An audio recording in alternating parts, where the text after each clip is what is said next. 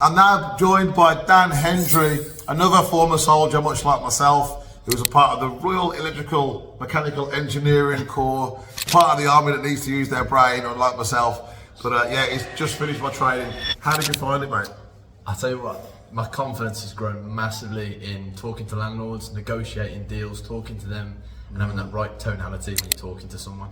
Tonality is important. That's definitely really important. There's a lot of stuff I think we touch on. It's quite intense. There's a lot of information given through the week. It's very intense. A lot of powerful points. Tonality is a very, very important one. What else would you say? What's your favourite part? Favourite part? I'll tell calls day.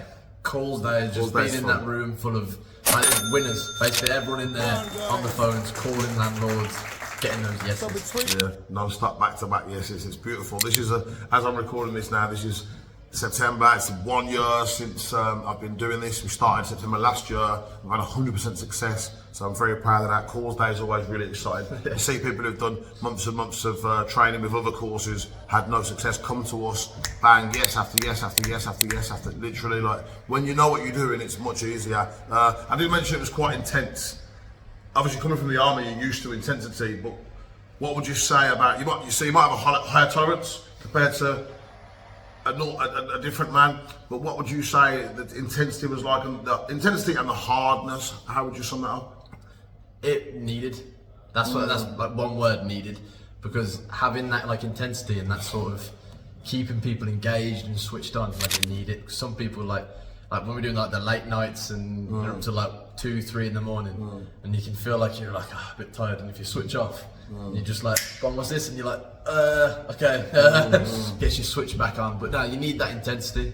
Honestly, the pressure creates diamonds, as you said. Indeed. Yeah. Pressure does create diamonds. Great saying. Anyone that's scared about staying up to 2 or 3 in the morning, you've had that, you know. It's not for the weak. I'm not going to lie to you. It might not be for you if you can't. No one's going to say the show of hard work, but you don't know what hard work is till you come here. Let me tell you. But we do always give people the opportunity. About 12 o'clock, 1 o'clock, I'll be like, right, we can finish now. If everyone's done, should we keep going?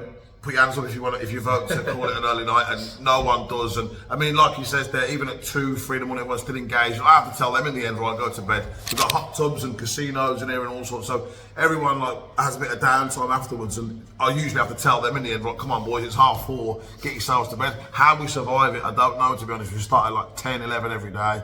And it's very hard, very intense work all through the day. But it's what's necessary. We're not selling dreams to people here about passive income. It's very hard work. So if you can't hack a week at this, sourcing might not be for you.